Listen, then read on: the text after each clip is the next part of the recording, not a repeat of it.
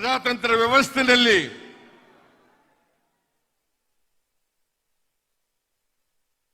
ಜನಶಕ್ತಿಯೇ ಬಹಳ ದೊಡ್ಡದು.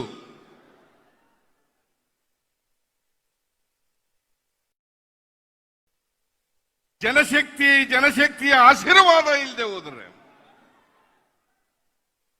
ಯಾರು ಕೂಡ ದೀರ್ಘಕಾಲ ರಾಜಕೀಯವನ್ನು ಮಾಡಲಿಕ್ಕೆ ಸಾಧ್ಯ ಆಗಲ್ಲ. ಜನಸೇವೆಯನ್ನ ಮಾಡಲಿಕ್ಕೆ ಸಾಧ್ಯ ಆಗಲ್ಲ. ಜನರ ನಿರಂತರವಾದಂತ ಪ್ರೀತಿ, ವಿಶ್ವಾಸ, ಆಶೀರ್ವಾದದಿಂದ ಇವತ್ತು ನಾನು ಶಾಸಕನಾಗಿ, ಮಂತ್ರಿಯಾಗಿ, ಉಪಮುಖ್ಯಮಂತ್ರಿಯಾಗಿ, ಮುಖ್ಯಮಂತ್ರಿಯಾಗಿ ಕನ್ನಡ ನಾಡಿನ ಜನರ ಸೇವೆಯನ್ನು ಮಾಡತಕ್ಕಂಥ ಅವಕಾಶ ಸಿಕ್ಕಿದ್ದಕ್ಕೆ ಇಡೀ ಕರ್ನಾಟಕದ ಜನರಿಗೆ ನಾನು ನಮಸ್ಕಾರಗಳನ್ನು ಹೇಳಲಿಕ್ಕೆ ಬಯಸ್ತಾ ಇದ್ದೇನೆ.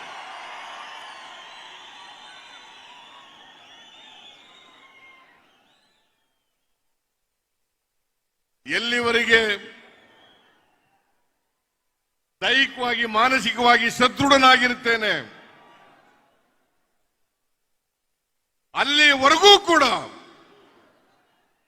ಸಕ್ರಿಯ ರಾಜಕಾರಣ ಮಾಡಿ ಈ ನಾಡಿನ ಸೇವೆಯನ್ನ ಮಾಡ್ತೇನೆ ಅಂತಕ್ಕಂಥ ಮಾತುಗಳನ್ನು ಕೂಡ ಹೇಳಲಿಕ್ಕೆ ಬಯಸ್ತೇನೆ.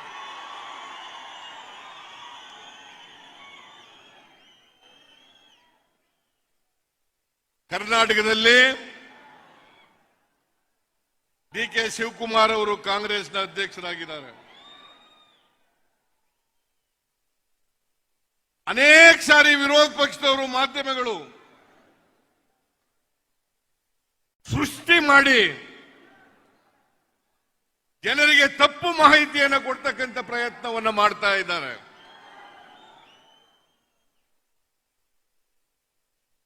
ಡಿ.ಕೆ. ಶಿವಕುಮಾರ್ ಮತ್ತು ಸಿದ್ದರಾಮಯ್ಯನವರು ಮಧ್ಯೆ ಬಿರುಕಿದೆ.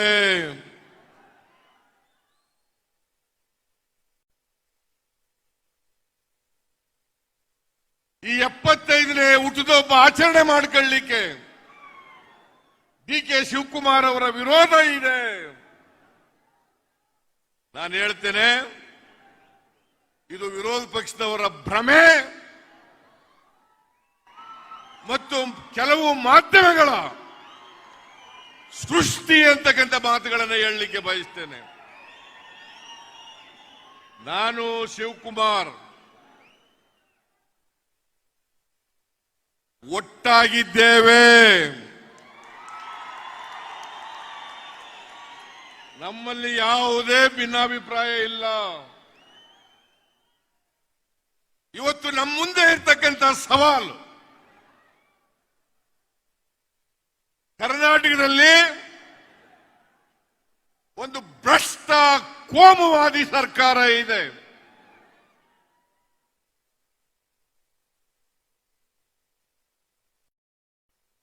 ಈ ಭ್ರಷ್ಟ ಕೋಮುವಾದಿ ಜನಪೀಡ ಸರ್ಕಾರವನ್ನು ಕಿತ್ತೊಗೆದು ರಾಹುಲ್ ಗಾಂಧಿ ಅವರ ನಾಯಕತ್ವದಲ್ಲಿ ಮತ್ತೆ ಕರ್ನಾಟಕದಲ್ಲಿ ಕಾಂಗ್ರೆಸ್ ಪಕ್ಷವನ್ನು ಅಧಿಕಾರಕ್ಕೆ ತರ್ತಕ್ಕಂಥದ್ದು, ಅದಕ್ಕೆಲ್ಲರೂ ಕೂಡ ನಿಮ್ಮೆಲ್ಲರ ಆಶೀರ್ವಾದ ಇರಬೇಕು.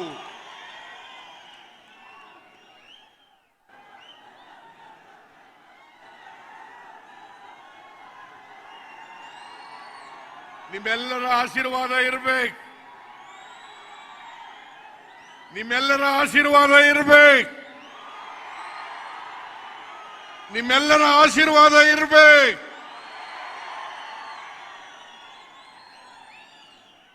ನಾನು 44 ವರ್ಷಗಳ ಸಕ್ರಿಯ ರಾಜಕಾರಣದಲ್ಲಿದ್ದೀನಿ.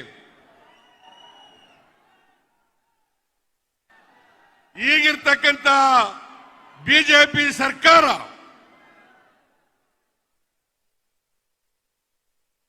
ಇಷ್ಟೊಂದು ಭ್ರಷ್ಟ, ಇಷ್ಟೊಂದು ಕೋಮುವಾದಿ ಸರ್ಕಾರವನ್ನು ನನ್ನ ರಾಜಕೀಯ ಜೀವನದಲ್ಲಿ ನೋಡಿರಲಿಲ್ಲ ಅಂತಕ್ಕಂಥದನ್ನ ತಮಗೆ ತಿಳಿಸಲಿಕ್ಕೆ ಬಯಸ್ತಾ ಇದ್ದೇನೆ.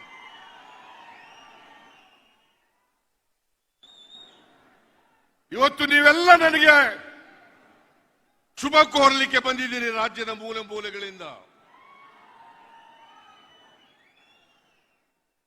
ನನಗೆ ಶುಭ ಕೋರೋದ್ರ ಮೂಲಕ ತಾವೆಲ್ಲರೂ ಕೂಡ ಶಪಥ ಮಾಡಬೇಕು. ಇವತ್ತು ಈ ಕೋಮುವಾದಿ ಬಿಜೆಪಿಯನ್ನು ಕಿತ್ತು ಒಗಿತೇವೆ, ಮತ್ತೆ ಕಾಂಗ್ರೆಸ್ ಪಕ್ಷವನ್ನು ಅಧಿಕಾರಕ್ಕೆ ತರ್ತೇವೆ ಅಂತೇಳಿ.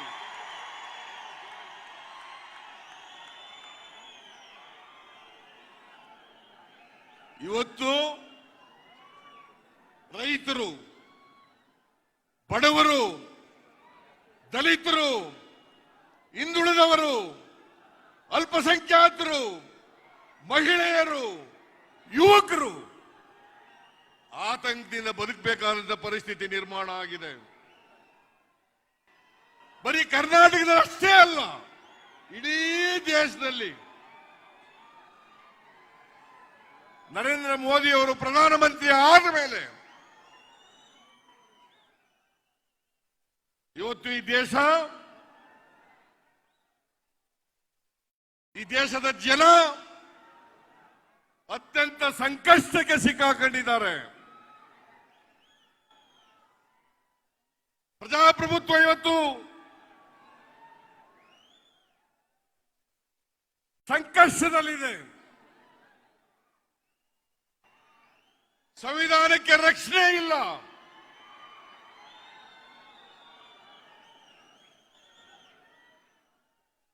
ಭಾರತೀಯ ಜನತಾ ಪಕ್ಷದವರು ನಮಗೆಲ್ಲ ಇವತ್ತೇನು ಸ್ವಾತಂತ್ರ್ಯ ಸಿಕ್ಕಿದೆ, ಈ ಸ್ವಾತಂತ್ರ್ಯವನ್ನ ಗಳಿಸಿಕೊಟ್ಟದರಲ್ಲಿ, ಅದರ ಹೋರಾಟದಲ್ಲಿ ಅವರದೇನು ಪಾತ್ರ ಇಲ್ಲ. ಅವರು ಅಧಿಕಾರಕ್ಕೆ ಬಂದಿರತಕ್ಕಂಥದ್ದು ಹಿಂದೂ ರಾಷ್ಟ್ರ ನಿರ್ಮಾಣ ಮಾಡಬೇಕು, ಲೂಟಿ ಹೊಡಿಬೇಕು.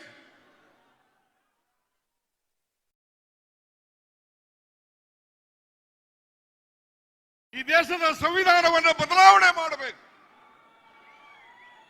ಸರ್ವಾಧಿಕಾರವನ್ನ ಈ ದೇಶದಲ್ಲಿ ತರಬೇಕು ಅಂತಕ್ಕಂಥದ್ದು ಅವರ ಉದ್ದೇಶ. ನಾನು ಭಾರತೀಯ ಜನತಾ ಪಕ್ಷದವರಿಗೆ, ನರೇಂದ್ರ ಮೋದಿ ಅವರಿಗೆ ತಿಳಿಸಲಿಕ್ಕೆ ಬಯಸ್ತಾ ಇದ್ದೇನೆ. ಭಾರತೀಯ ಜನತಾ ಪಕ್ಷದವರೇ, ನರೇಂದ್ರ ಮೋದಿ ಅವರೇ, ನೀವೆಂದೆಂದಿಗೂ ಕೂಡ ಕಾಂಗ್ರೆಸ್ ಅನ್ನು ಮುಗಿಸಲಿಕ್ಕೆ ಸಾಧ್ಯ ಇಲ್ಲ.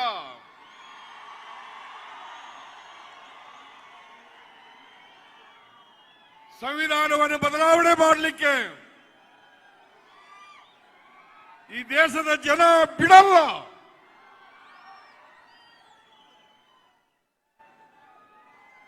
ನಿಮ್ಮ ಕನಸು ನನಸಾಗಲ್ಲ. ಮುಂದಿನ ಲೋಕಸಭಾ ಚುನಾವಣೆ 2024,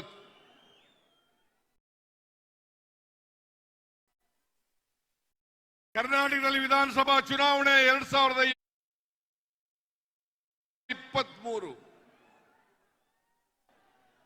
24ಕ್ಕೆ ಮತ್ತೆ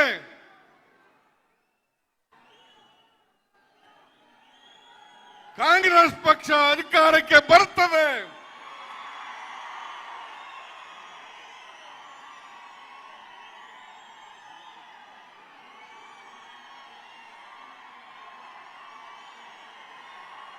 ರಾಹುಲ್ ಗಾಂಧಿ ಅವರು ಈ ದೇಶದ ಆಶಾ ಕಿರಣ. ರಾಹುಲ್ ಗಾಂಧಿ ಅವರು ಈ ದೇಶದ ಆಶಾ ಕಿರಣ. ಯಾರಿಗೆ ಬಡವರ ಬಗ್ಗೆ, ದಲಿತರ ಬಗ್ಗೆ, ಹಿಂದುಳಿದವರ ಬಗ್ಗೆ, ರೈತರ ಬಗ್ಗೆ ಕಾಳಜಿ ಇರ್ತದೆ ಅಂತವರು ಈ ದೇಶದ ಅಧಿಕಾರದ ಚುಕ್ಕಾಣಿಯನ್ನ ಹಿಡಿಯಬೇಕು. ಅದಕ್ಕೆ ರಾಹುಲ್ ಗಾಂಧಿ ಅವರು ಅರ್ಹ ವ್ಯಕ್ತಿ ಅಂತಕ್ಕಂಥದನ್ನ ಹೇಳಲಿಕ್ಕೆ ಬಯಸ್ತಾ ಇದ್ದೇನೆ.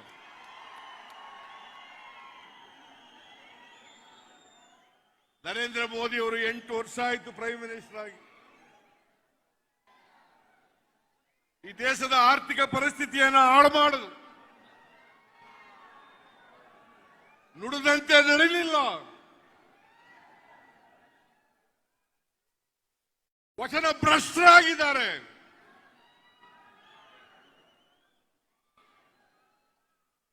ನರೇಂದ್ರ ಮೋದಿ ಅವರೇ, ನೀವು 2014ರಲ್ಲಿ ಪ್ರಧಾನಮಂತ್ರಿ ಆದಾಗ ಈ ದೇಶದ ಮೇಲೆ ಇದ್ದಂತ ಸಾಲ ಸ್ವಾತಂತ್ರ್ಯ ಬಂತವಿಂದ 53,11,000 ಕೋಟಿ ನೀವು ಪ್ರಧಾನಮಂತ್ರಿ ಆದ ಮೇಲೆ 8 ವರ್ಷಗಳ ನಂತರ 70 ವರ್ಷದಲ್ಲಿ 14ರವರೆಗೆ ದೇಶದ ಮೇಲಿದ್ದಂತ ಸಾಲ 53,11,000 ರೂಪಾಯಿ. ನೀವು ಅಧಿಕಾರಕ್ಕೆ ಬಂದ ಮೇಲೆ 8 ವರ್ಷಗಳ ನಂತರ ಇವತ್ತು ಈ ಮಾರ್ಚ್ ಕೊನೆಗೆ ದೇಶದ ಮೇಲೆ ಇರ್ತಕ್ಕಂಥ ಸಾಲ 155 ಲಕ್ಷ ಕೋಟಿ. 8 ವರ್ಷದಲ್ಲಿ 102 ಲಕ್ಷ ಕೋಟಿ ಸಾಲ ಮಾಡಿದಿರಿ ನರೇಂದ್ರ ಮೋದಿ ಅವರೇ. ರೈತರನ್ನ, ದಲಿತರನ್ನ, ಹಿಂದುಳಿದವರನ್ನ, ಅಲ್ಪಸಂಖ್ಯಾತರನ್ನ ಹಾಳು ಮಾಡಿದಿರಿ. ಯುವಕರಿಗೆ ಉದ್ಯೋಗ ಕೊಡಕ್ಕೆ ಆಗ್ಲಿಲ್ಲ ನಿಮ್ಮ ಕೈನಲ್ಲಿ. ಬೆಲೆ ಏರಿಕೆ ಗಗನ ಮುಟ್ಟಿದೆ. ಮನಮೋಹನ್ ಸಿಂಗ್ ಅವರು ಇರುವಾಗ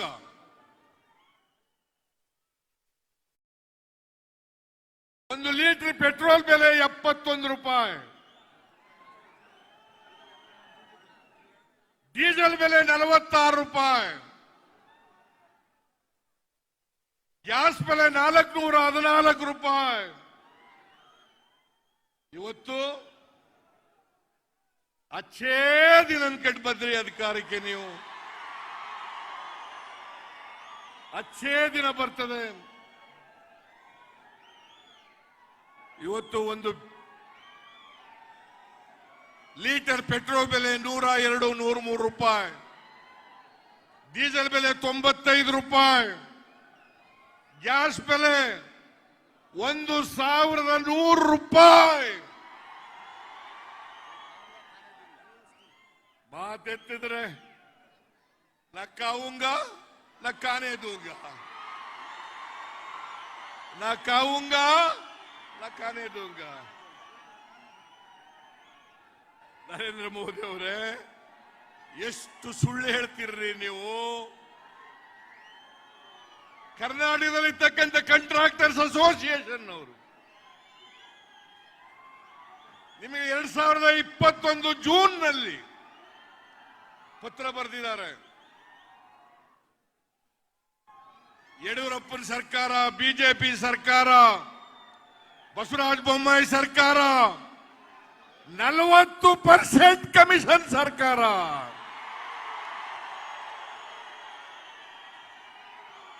ನಿಮಗೆ ನೇರವಾಗಿ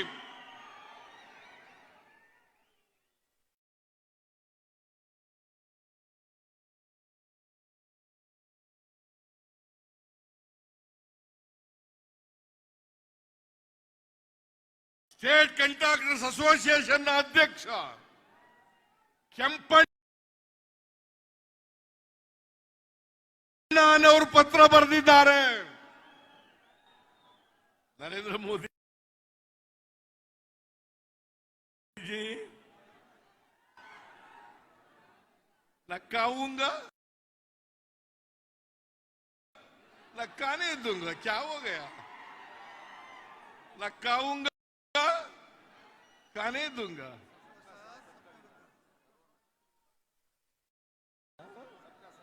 ಮಾತೆತ್ತಿದ್ರೆ सबका साथ सबका विकास सबका विश्वास. ಕರಾವಳಿನಲ್ಲಿ ಇತ್ತೀಚೆಗೆ 15 ದಿನಗಳಲ್ಲಿ 3 ಕೊಲೆಗಳಾಗಿದ್ದಾವೆ. ಭಾರತೀಯ ಜನತಾ ಪಕ್ಷದ ಮುಖ್ಯಮಂತ್ರಿ ಬಸವರಾಜ ಬೊಮ್ಮಾಯಿ ಹೋಗಿದ್ರು.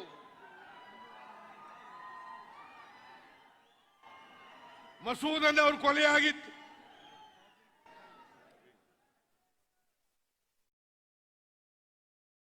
ಪ್ರವೀಣ್ ಅನ್ನ ಅವ್ರ ಕೊಲೆ ಆಗಿತ್ತು. ಫಾಜಿಲ್ ಕೊಲೆ ಆಯ್ತು. ನಾನು ಕೇಳ್ತೀನಿ ಬಸವರಾಜ ಬೊಮ್ಮಾಯಿ, ನೀವು ಇಡೀ ಕರ್ನಾಟಕದ ಮುಖ್ಯಮಂತ್ರಿನೋ ಅಥವಾ ಒಂದು ಧರ್ಮಕ್ಕೆ ಸೇರಿದಂತ ಮುಖ್ಯಮಂತ್ರಿನೋ ಅಂತೇಳಿ ಪ್ರಶ್ನೆಯನ್ನು ಕೇಳಬೇಕಾಗ್ತದೆ. ನೀವು ಮಸೂದ್ ಮನೆಗೆ ಹೋಗ್ಲಿಲ್ಲ, ಫಾಜಿಲ್ ಮನೆಗೆ ಹೋಗ್ಲಿಲ್ಲ, ಪ್ರವೀಣ ಮಾತ್ರ ಪರಿಹಾರ ಕೊಟ್ರಿ. ನಾನು ಕೊಡಬೇಡಿ ಅಂತ ಹೇಳಲ್ಲ, ಕೊಟ್ಟಿರ ಸರಿ.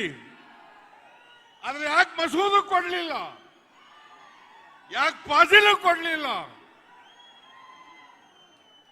ನಿಮಗೆ ಸಬ್ಕಾ ಸಾಥ್ ಸಬ್ಕಾ ವಿಕಾಸ್ ಅಂತ ಹೇಳಲಿಕ್ಕೆ ಯಾವುದಾದ್ರೂ ನೈತಿಕತೆ ಇದೆಯಾ? ನಿಮಗೆ ನೈತಿಕತೆ ಇದೆಯಾ? ನೀವು ಈ ರಾಜ್ಯ ಆಳ್ಲಿಕ್ಕೆ ಲಾಯಕ? ಈ ರಾಜ್ಯದ ಮುಖ್ಯಮಂತ್ರಿ ಆಗಲಿಕ್ಕೆ ಲಾಯಕ? ನೀವು ಮಾನ ಮರ್ಯಾದೆ ಇದ್ರೆ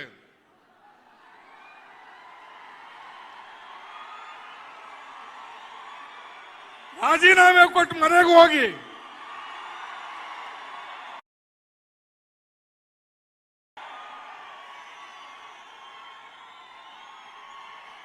ನಾವು ಸಂವಿಧಾನ ಮೇಲೆ ಪ್ರಮಾಣ ಮಾಡ್ತೀವಿ.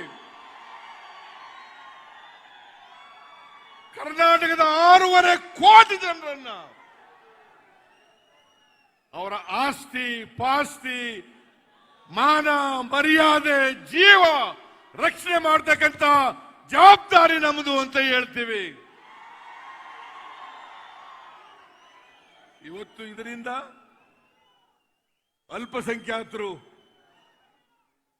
ಅಲ್ಪಸಂಖ್ಯಾತರು ಆತಂಕದಲ್ಲಿ ಬದುಕ್ತಾ ಇದ್ದಾರೆ. ಇವತ್ತು ಭ್ರಷ್ಟಾಚಾರ 40% ನಡೀತಾ ಇದೆ. ಒಬ್ಬ ಸಂತೋಷ್ ಪಾಟೀಲ್ ಅಂತಕ್ಕಂಥ ವ್ಯಕ್ತಿ 40% ಲಂಚ ಕೊಡ್ಲಿಕ್ಕೆ ಸಾಧ್ಯವಾಗದೇನೆ ಸಂತೋಷ್ ಪಾಟೀಲ್ ಆತ್ಮಹತ್ಯೆ ಮಾಡ್ಕೊಂಡ್ರು. ಅದಕ್ಕಾಗಿ ನಿಮ್ಮ ಒಬ್ಬ ಮಂತ್ರಿ ರಾಜೀನಾಮೆ ಕೊಟ್ಟರು. ಅದನ್ನ ಮುಚ್ಚಾಕ್ಲಿ ಕೊಟ್ಟಿದ್ದೀರಿ.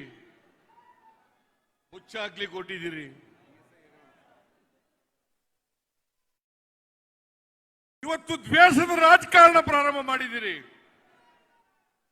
ನರೇಂದ್ರ ಮೋದಿಜಿ ಎಷ್ಟು ಕಾಲ ದ್ವೇಷದ ರಾಜಕಾರಣ ಮಾಡಲಿಕ್ಕೆ ಸಾಧ್ಯ ಆಗ್ತದೆ?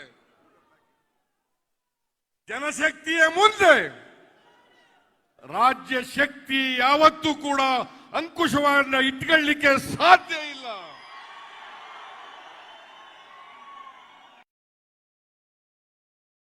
ಜನಶಕ್ತಿ ಎದ್ದೇ ಹೇಳ್ತದೆ.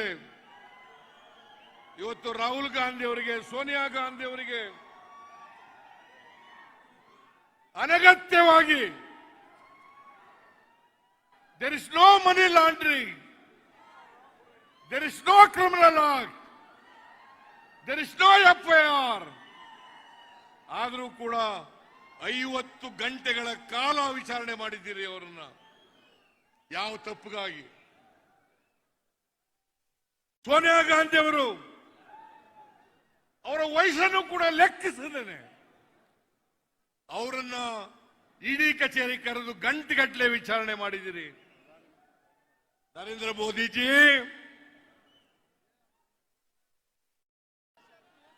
ಕೋಟ್ಯಾಂತರ ಕಾರ್ಯಕರ್ತರಿದ್ದಾರೆ ಕಾಂಗ್ರೆಸ್ಸಿಗೆ. ಆ ಎಲ್ಲ ಕಾರ್ಯಕರ್ತರು ಕೂಡ ಸೋನಿಯಾ ಗಾಂಧಿ ಅವರ ಜೊತೆಯಲ್ಲಿ, ರಾಹುಲ್ ಗಾಂಧಿ ಅವರ ಜೊತೆಯಲ್ಲಿ ಇದ್ದಾರೆ ಅಂತಕ್ಕಂಥ ಮಾತನ್ನ ಅವರಿಗೆ ತಿಳಿಸಲಿಕ್ಕೆ ಬಯಸ್ತಾ ಇದ್ದೇನೆ. You can't prosecute an innocent man, innocent woman. Law does not permit. Constitution does not permit. ಇವತ್ತು ನಾವೆಲ್ಲರೂ ಕೂಡ ಈ ಸೇಡಿನ ರಾಜಕಾರಣ ಮಾಡ್ತಕ್ಕಂಥ ಕೋಮುವಾದಿ ಭ್ರಷ್ಟ ಬಿಜೆಪಿಯನ್ನ ಎಷ್ಟು ಜಾಗೃತ ಕಿತ್ತೊಗಲಿಕ್ಕೆ ಸಾಧ್ಯ ಆಯ್ತದೆ ಅಷ್ಟು ಈ ದೇಶ ಉಳಿಲಿಕ್ಕೆ ಸಾಧ್ಯ ಆಗ್ತದೆ. RSSನವರು ಒಂದು ನಾಯಕತ್ವ, ಒಂದು ಚಿಹ್ನೆ,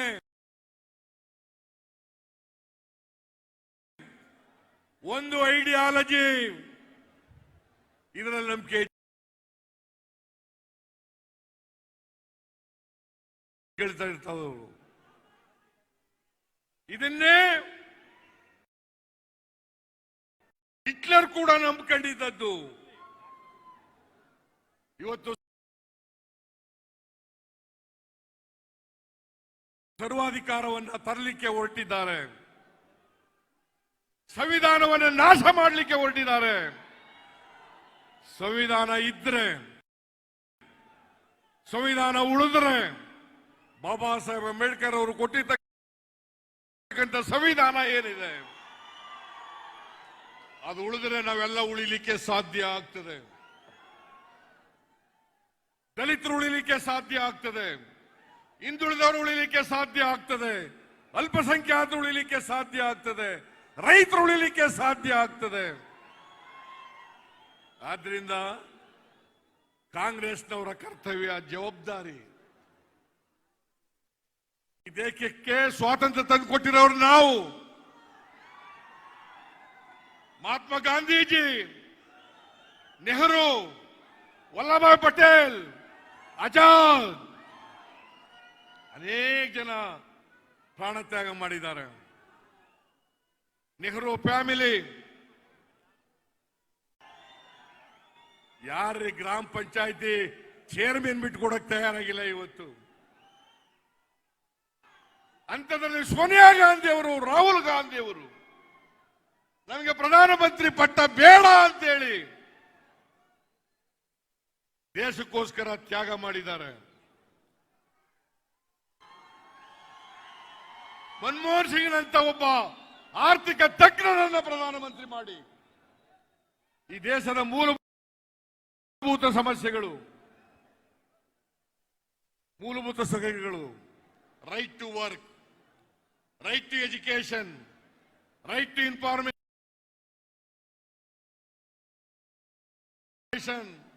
ರೈಟ್ ಟು ಫುಡ್ ಈ ದೇಶದಲ್ಲಿ ಜಾರಿ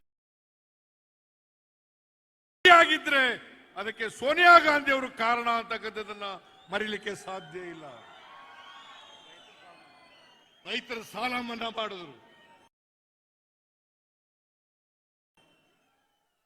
ಇವರು ನರೇಂದ್ರ ಮೋದಿ ಅವರು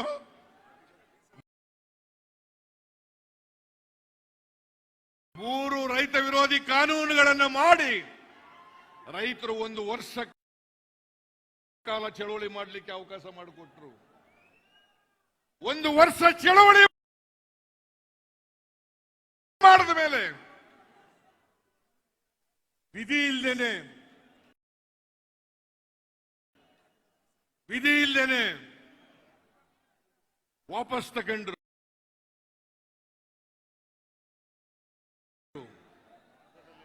ಕರ್ನಾಟಕದಲ್ಲಿ ಇನ್ನೂ ತಗೊಂಡಿಲ್ಲ.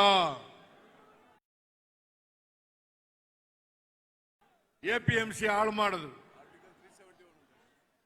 ಆರ್ಟಿಕಲ್ 371 ಜೆ ಹೈದರಾಬಾದ್ ಕರ್ನಾಟಕಕ್ಕೆ ವಿಶೇಷ ಸ್ಥಾನಮಾನ ಕೊಡ್ತಕ್ಕಂಥದ್ದು.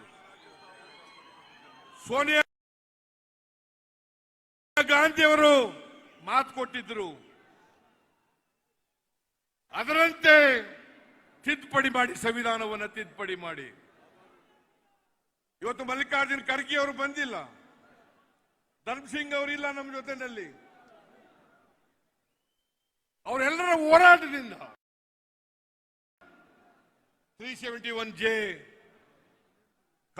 ಸಂವಿಧಾನದಲ್ಲಿ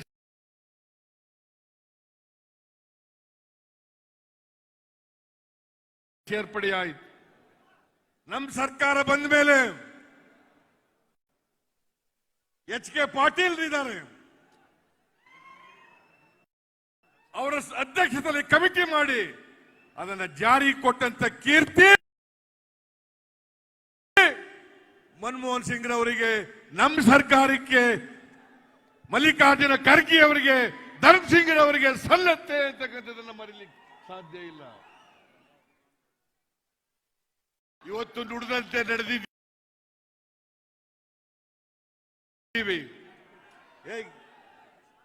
ನುಡಿದಂತೆ ನಡೆದಿದ್ದೀವಿ. ನನಗೆ ಹೆಮ್ಮೆ ಇದೆ. 2013ರಲ್ಲಿ 165 ಭರವಸೆಗಳನ್ನು ಕೊಟ್ಟಿದ್ದು, 158 ಭರವಸೆಗಳನ್ನು ಈಡೇರಿಸಿ, ಅದರ ಜೊತೆಗೆ 38 ಅಡಿಷನಲ್ ಕಾರ್ಯಕ್ರಮಗಳನ್ನು ಕೊಟ್ಟದ್ದು. ಭಾರತದ ಇತಿಹಾಸದಲ್ಲಿ ಅದು ಕಾಂಗ್ರೆಸ್ ಸರ್ಕಾರ, ಸೋನಿಯಾ ಗಾಂಧಿ ಅವರ ನಾಯಕತ್ವದ ಸರ್ಕಾರ, ರಾಹುಲ್ ಗಾಂಧಿ ಅವರ ನಾಯಕತ್ವದ ಸರ್ಕಾರ ಅಂತಕ್ಕಂಥದ್ದು ತಿಳಿಸಲಿಕ್ಕೆ ಬಯಸ್ತೇನೆ. ಪರಿಶಿಷ್ಟ ಜಾತಿ ಪರಿಶಿಷ್ಟ ವರ್ಗದವರಿಗೆ, ಅಲ್ಪಸಂಖ್ಯಾತರಿಗೆ, ಹಿಂದುಳಿದವರಿಗೆ ವಿಶೇಷವಾದಂತ ಕಾನೂನುಗಳನ್ನು ಮಾಡಿ ಎಲ್ಲ ಜಾತಿ, ಎಲ್ಲ ಧರ್ಮ, ಎಲ್ಲ ಬಡವರಿಗೆ ನ್ಯಾಯ ಕೊಡ್ತಕ್ಕಂಥ ಕೆಲಸವನ್ನು ಮಾಡಿದ್ದು. ಅನ್ನಭಾಗ್ಯ, ಕ್ಷೀರಭಾಗ್ಯ, ಕ್ಷೀರಧಾರೆ, ಇಂದಿರಾ ಕ್ಯಾಂಟೀನ್, ಪಶುಭಾಗ್ಯ, ಸೂಭಾಗ್ಯ, ಮೈತ್ರಿ, ಮನಸ್ವಿನಿ, ವಿದ್ಯಾಸಿರಿ, ಮಾತೃಶ್ರೀ,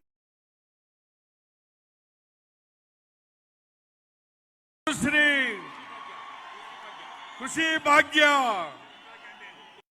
ಇಂದಿರಾ ಕ್ಯಾಂಟೀನ್, ಇವೆಲ್ಲ ಕಾರ್ಯಕ್ರಮಗಳನ್ನ ಮಾಡಿದ್ದು ನೀವೇನು ಮಾಡಿದ್ದೀರಿ ಬಸವರಾಜ ಬೊಮ್ಮಾಯಿ?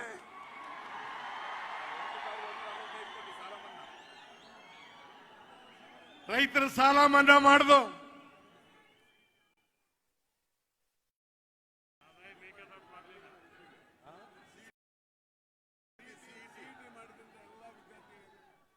ಸಿಇಟಿ ಮಾಡಿ ಗ್ರಾಮೀಣ ವಿದ್ಯಾರ್ಥಿಗಳಿಗೆ ಮೆಡಿಕಲ್ ಇಂಜಿನಿಯರಿಂಗ್ ನಲ್ಲಿ ಸೀಟ್ ಸಿಗ್ತಕ್ಕಂಥ ವ್ಯವಸ್ಥೆಯನ್ನು ಮಾಡೋದು.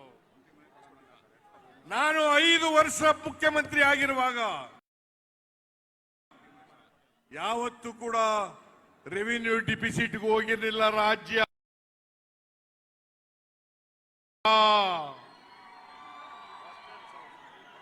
ಇವತ್ತು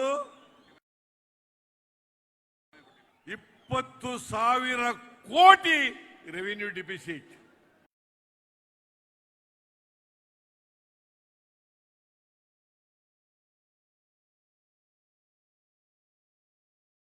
ಆದಾಯ ಡಬಲ್ ಮಾಡ್ತೀನಿ ಅಂತ ಹೇಳಿದ್ರು. ರೈತರ ಬಗ್ಗೆ ಮೊಸಳೆ ಕಣ್ಣೀರು. ನಾನು ರೈತರ ಸಾಲ ಮನ್ನಾ ಮಾಡಿದ್ದಷ್ಟೇ ಅಲ್ಲ, ಕಬ್ಬಿನ ಬೆಲೆ ಬಿದ್ದೋದಾಗ 1,800 ಕೋಟಿ ರೂಪಾಯಿಗಳನ್ನ ರೈತರಿಗೋಸ್ಕರ ಕೊಟ್ಟಿದ್ದೆ.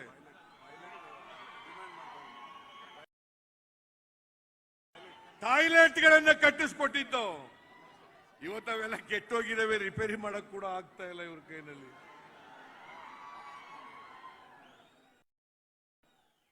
ಅದರಿಂದ ನಿಮ್ಮಲ್ಲಿ ನಾನು ಹೆಚ್ಚು ಮಾತನಾಡ್ಲಿಕ್ಕೆ ಹೋಗಲ್ಲ.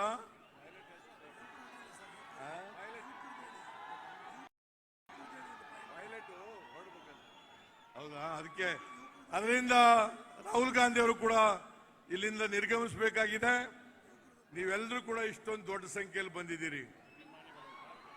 ಅಭಿಮಾನಿಗಳು, ಕಾರ್ಯಕರ್ತರು,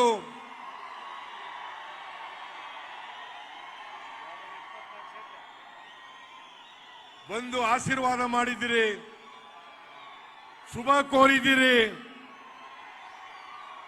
ನಿಮ್ಮೆಲ್ಲರಿಗೂ ಕೂಡ ದೀರ್ಘದಾಂಡ ನಮಸ್ಕಾರಗಳನ್ನು ಮಾಡಲಿಕ್ಕೆ ಬಯಸ್ತಾ ಇದ್ದೇನೆ.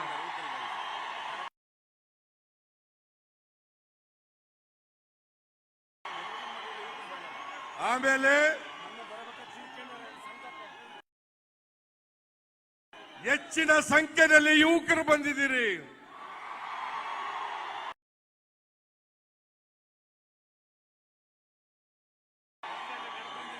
ಮುಂದಿನ ಭವಿಷ್ಯವನ್ನು ರೂಪಿಸ್ತಕ್ಕಂಥವರು. ಅದರಿಂದ ನೀವೆಲ್ಲರೂ ಕೂಡ ಮಾಡಬೇಕು.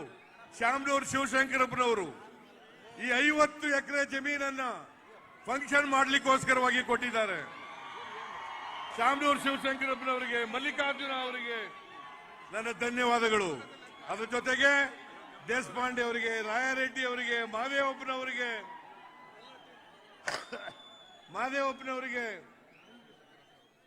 KN ರಾಜಣ್ಣ ಅವರಿಗೆ, ಸುರೇಶ್ ಅವರಿಗೆ, ಜಮೀರ್ ಅವರಿಗೆ,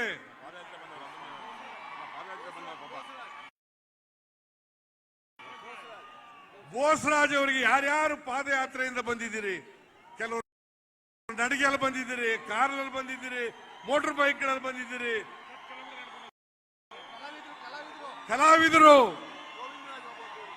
ಗೋವಿಂದರಾಜು, ಎಲ್ಲರ ಸಹಕಾರದಿಂದ ಬಹಳ ಯಶಸ್ವಿಯಾದಂತ